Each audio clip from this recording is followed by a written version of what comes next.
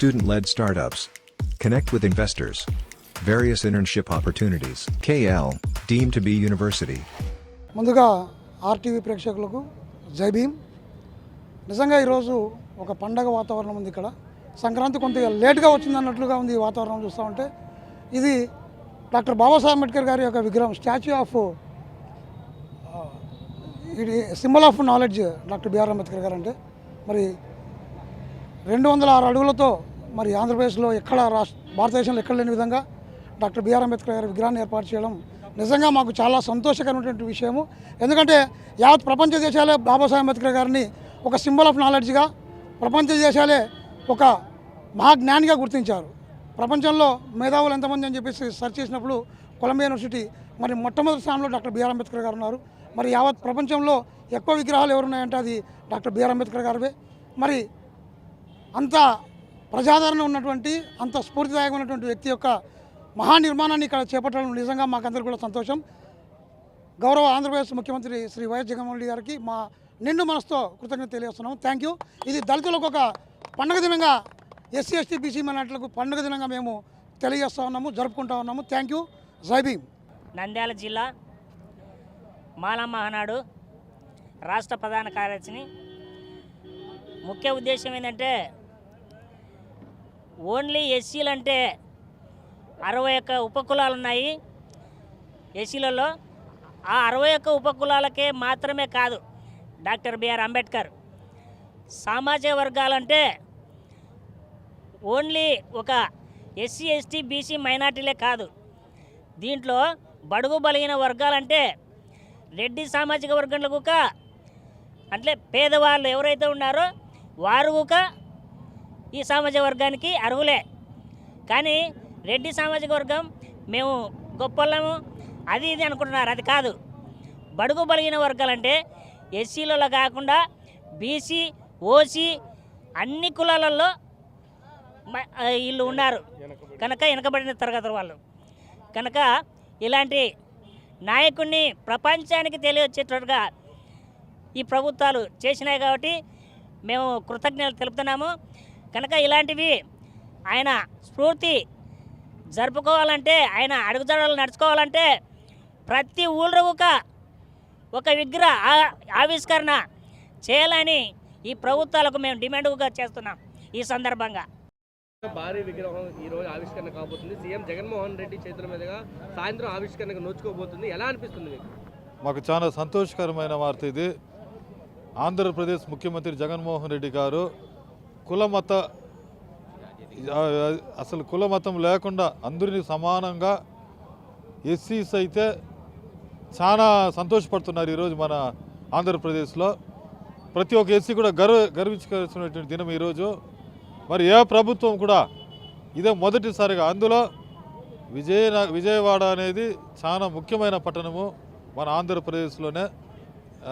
ఈ ముఖ్య పట్టణంలో ఈ 121 విగ్రహాన్ని ఆవిష్కరించేది ప్రతి ఒక్క ఎస్సీసీకి కూడా, ఈ ఆంధ్రప్రదేశ్ ప్రతి ఒక్క ఎస్సీసీకి కూడా ఒక కిరీటం పెట్టినట్లే ప్రతి ఒక్కరికి కూడా.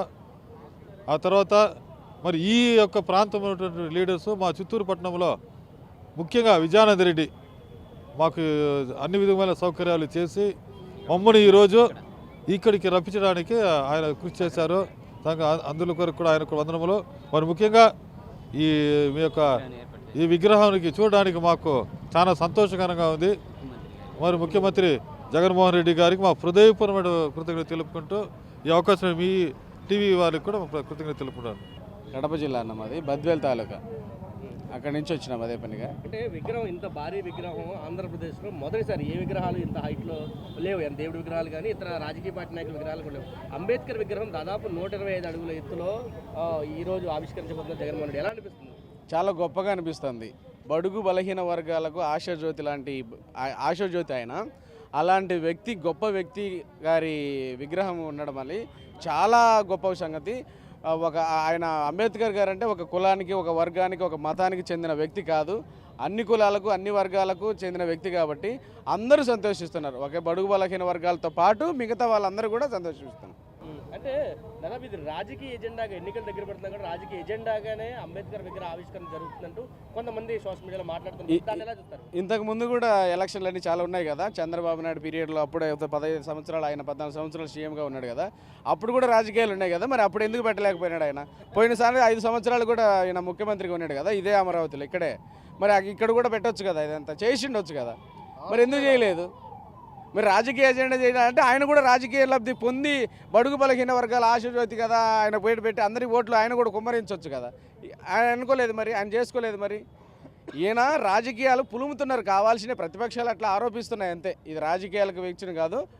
ఆయన కేవలము అంబేద్కర్ ఆశయాలు ఒక సచివాలయాల ద్వారా, ఆర్బీకేల ద్వారా, ఈ ఈ సచివాలయ సిబ్బంది నాడు నేడు ద్వారా, ఈ వాలంటీర్లు, ఇదంతా ప్రజలకు ఆయన అందించే సేవ. అట్లా అంబేద్కర్ ఆశయాలు ఆయన ప్రజల ముందుకు తీసుకుపోతున్నాడు కాబట్టి ఇది ఆ విధంగా రాళ్ళేస్తున్నారు అంతే.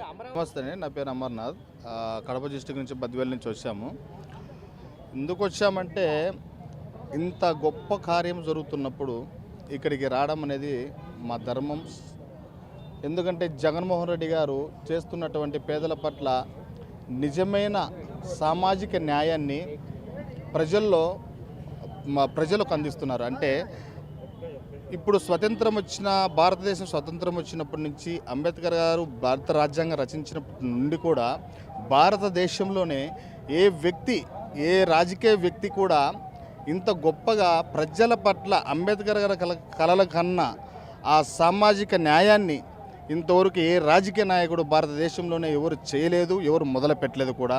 అది కేవలం ఒక జగన్మోహన్ రెడ్డి మాత్రమే దక్కింది. జగన్మోహన్ రెడ్డి మన ముఖ్యమంత్రి జగన్మోహన్ రెడ్డి గారికి మాత్రమే దక్కింది.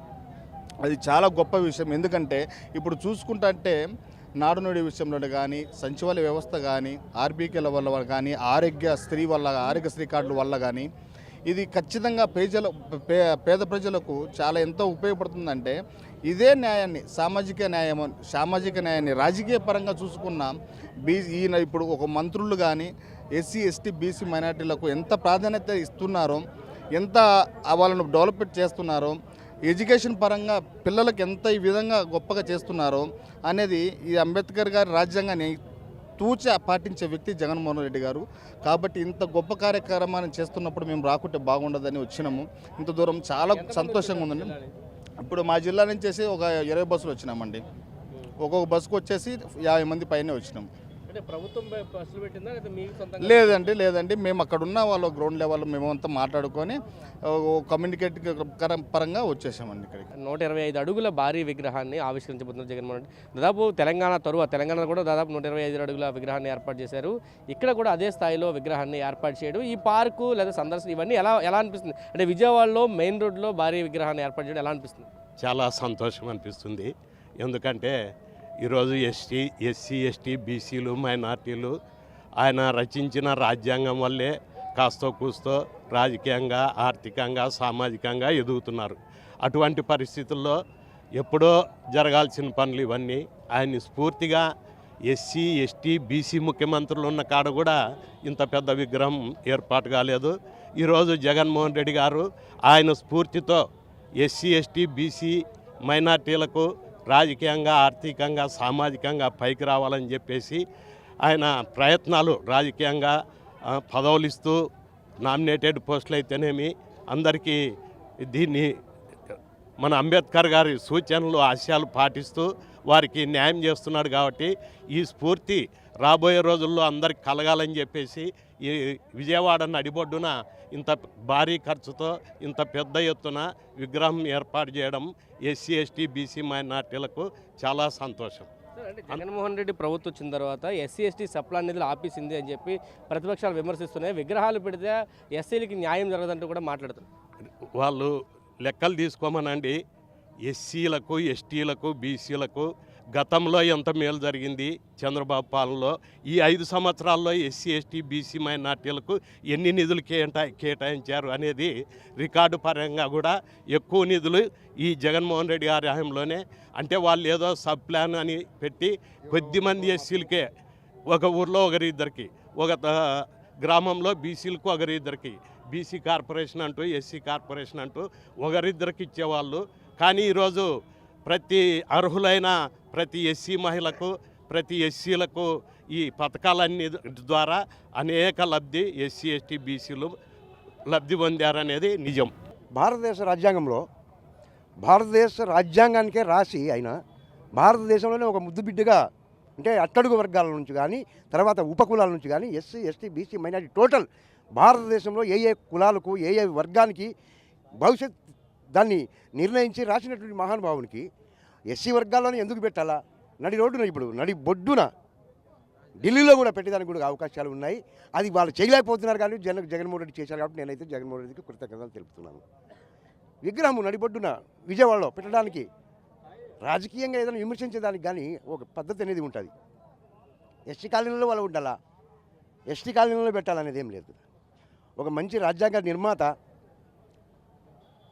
భారతదేశ వెనకబడినటువంటి వాళ్ళకు ఉపయోగపడినటువంటి వ్యక్తికి మనకు ఇక్కడ నడి రోడ్డు మీద విగ్రహం పెట్టి దాన్ని ఎస్సీ ఎస్టీ బీసీ మైనార్టీ వర్గాలకు వెనకబడినటువంటి వాళ్ళకు చదువు సంధ్య లేనటువంటి వాళ్ళకు ఈరోజు కూడా దాదాపు 100కి 100% ఎస్సీ ఎస్టీ బీసీ వాళ్ళు చదువుతున్నారు. అంటే ఈ ఉన్నోళ్ళకు అగ్రకులాల వాళ్ళకి కడుపులో మంటే కదా, బాధే కదా.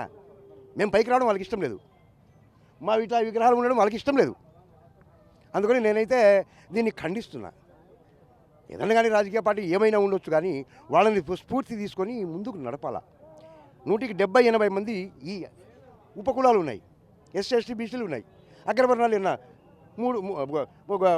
10% 11% ఉన్నాయి. మరి వాళ్ళు ఈ వర్గాలన్నింటినీ ఇప్పుడు ఏదో మనసు పుట్టింది జగన్మోహన్ రెడ్డి గారికి, అరే ఇది చేస్తే బాగుంటుంది అనే దానిపైన చేశారు. దానికి కూడా విమర్శించడం అనేటువంటిది మాత్రం భావ్యం కాదు.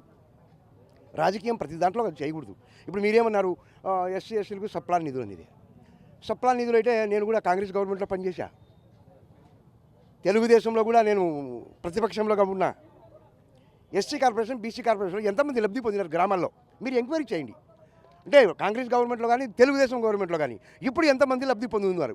పార్టీలకు అతీతంగా ఏ పార్టీ అయినా కావచ్చు, వాళ్ళకి రేషన్ కార్డు ఆధార్ కార్డు ఉందా లేదా, వారికి అర్హత ఉందా లేదా, అది కూడా ప్రతి ఒక్కరు అర్హత ఉండేటువంటి వాళ్ళు ప్రతి ఒక్కరు కూడా దీన్ని ఉపయోగించుకుంటున్నారు, వాళ్ళు కూడా చేస్తున్నారు. దాన్ని బట్టి మరి రాజకీయము. జై భీము జోహార్ డాక్టర్ బిఆర్ అంబేద్కర్ గారు. ఈరోజు భారతదేశంలోనే 26-27 రాష్ట్రాల్లోనే ప్రత్యేకంగా ఆంధ్రప్రదేశ్ రాష్ట్రంలో డాక్టర్ బిఆర్ అంబేద్కర్ విగ్రహాన్ని ఇంత విజయవాడలో నడిబొడ్డున నిర్మించడము నిజంగా మా ముఖ్యమంత్రి జగన్మోహన్ రెడ్డికి శతకోటి వందనాలు తెలియజేస్తున్నాం. ప్రపంచ విద్యావేత్త రాజ్యాంగ నిర్మాత భారతదేశంలో అతిపెద్ద ప్రజాస్వామ్యాన్ని రచించిన భారత రాజ్యాంగ నిర్మాత డాక్టర్ బిఆర్ అంబేద్కర్ విగ్రహాన్ని ఆయన రచించిన రిజర్వేషన్ పద్ధతి ప్రకారము ఈరోజు ఏ రాష్ట్రంలో లేకుండా ఆంధ్రప్రదేశ్ రాష్ట్రంలో గౌరవనీయులు ముఖ్యమంత్రి వర్యులు అంబేద్కర్ అడుగుజాడల్లో ఈరోజు ఎస్సీ ఎస్టీ బీసీ మైనార్టీలే కాకుండా ఓసీలకు కూడా అందరికీ సంక్షేమ పథకాలు ఆయన రాసించిన రిజర్వేషన్ పత్రం ప్రకారమే పోతున్నాయి. ఈరోజు తెలుగుదేశం కాదు, వైఎస్ఆర్సీపీ కాదు, బీజేపీ కాదు, జనసేన కాదు, కాంగ్రెస్ పార్టీ కాదు, ఏ పార్టీలో ఉన్నా కానీ మాకు ఓటేయకపోయినా కూడా పర్వాలేదు, ఇటువంటి మాకు పేద ప్రజలే దిక్కు అనే ఉద్దేశంతో ఈరోజు నిజంగా చెప్పాలంటే భారత రాజ్యాంగ నిర్మాత వేసిన రిజర్వేషన్ అమలుపరుస్తున్న గొప్ప మనిషి భారతదేశంలోనే ఆంధ్రప్రదేశ్ గౌరవనీయులు డాక్టర్ మన జగన్మోహన్ రెడ్డి గారు అని చెప్పేసి తెలియజేసుకుంటున్నా.